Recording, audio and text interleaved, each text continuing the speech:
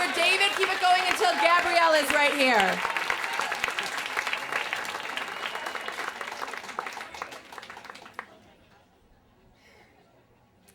When my cat Lulu is hit by a car, his claws are ripped to shreds. As a cat, his natural instinct flying through the air was to prepare himself for landing, so he extends the claws but lands on pavement, and they're torn apart.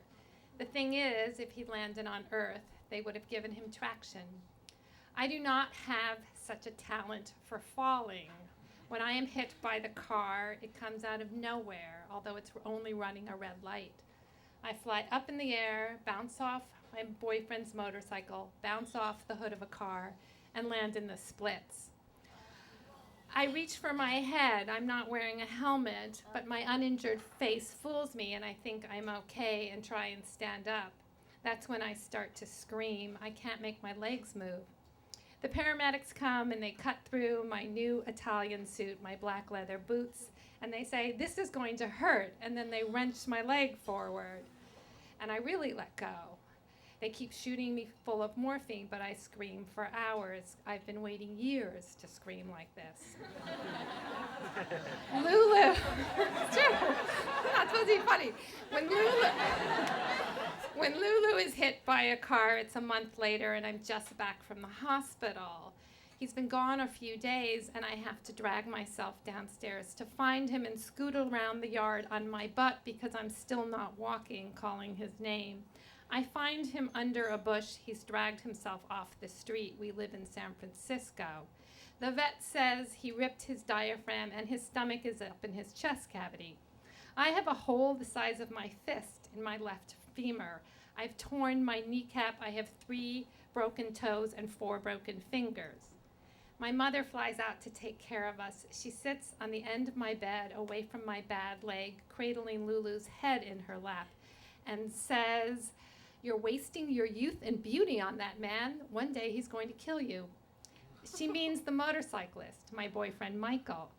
I say, "It wasn't his fault, it was the other drivers." She says, "Gabi, you were riding on the back of his motorcycle in the middle of the night, drunk and without helmets." I know she's right, but I'm tired and weak and crippled, at least for the foreseeable future. I don't know how to walk away from him. Michael comes to visit, and he bounds up the stairs complaining of bruises. He says, "My bruises went in deep. I think I bruised my bone." I pull off my coverlet and show him the staples in my hip and knee. I say, "They pounded a rod down my thigh. I have something called a flange in my knee." He says, "When I saw you lying there, I knew I was through. I'll never ride again." I say, "Why weren't you hurt so bad?" He says, "Because I saw the car coming and I prepared myself for falling." 3 months later, I still can't stand on my leg. It hurts so much, and every time I put weight on it, I topple like a felled tree, straight and solid to the ground. Back in the hospital, they have to redo my surgery. They say, "You're a non-union. That only happens in old people." Apparently, my bones aren't knitting together. They won't recalcify, and the metal has worn out, so they have to replace it.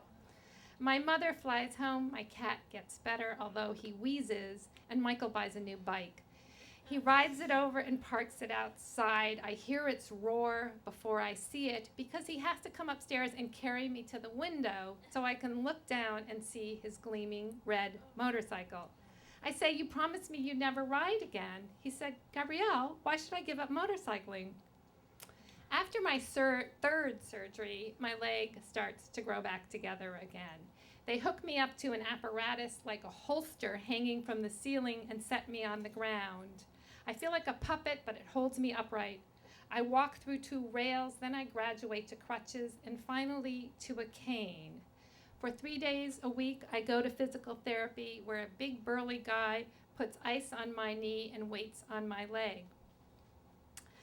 My leg has atrophied so much that my knee socks are as loose as tights, and he tells me to eat liver, which my cat adores.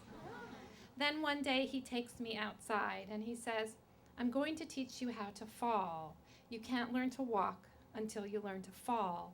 And you freeze up. You're going to continue to hurt yourself if you fall like that." I say, "How do I do it?" He says, "When you start to fall, relax. And I stand there, no crutches, no cane, waiting.